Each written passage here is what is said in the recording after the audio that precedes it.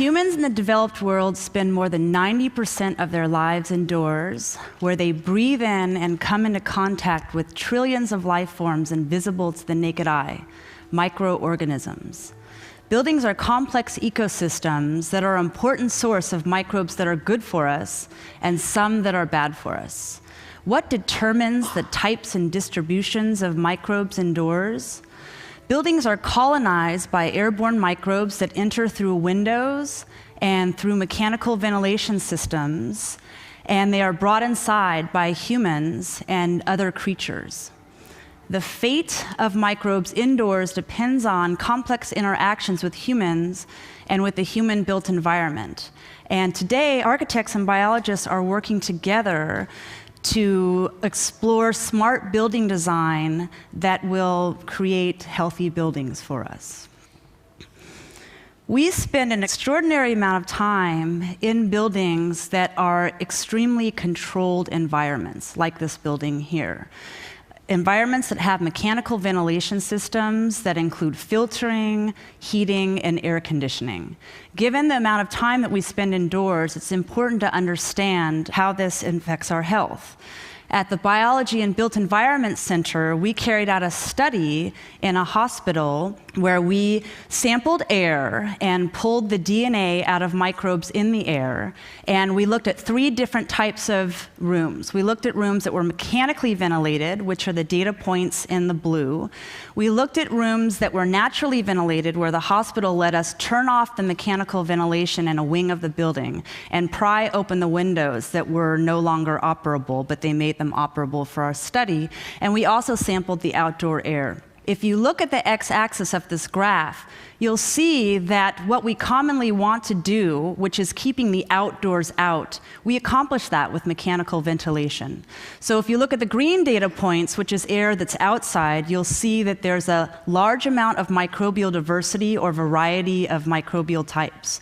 But if you look at the blue data points, which is mechanically ventilated air, it's not as diverse. But being less diverse is not necessarily good for our health.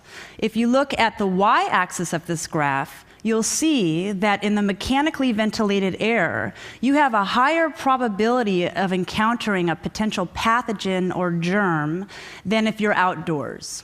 So to understand why this was the case, we took our data and put it into an ordination diagram, which is a statistical map that tells you something about how related the microbial communities are in the different samples. The data points that are closer together have microbial communities that are more similar than data points that are far apart. And the first thing that you can see from this graph is if you look at the blue data points, which are the mechanically ventilated air, they're not simply a subset of the green data points, which are the outdoor air. What we found is that mechanically ventilated air looks like humans. It has microbes on it that are commonly associated with our skin and with our mouth, our spit. And this is because we're all constantly shedding microbes. So all of you right now are sharing your microbes with one another.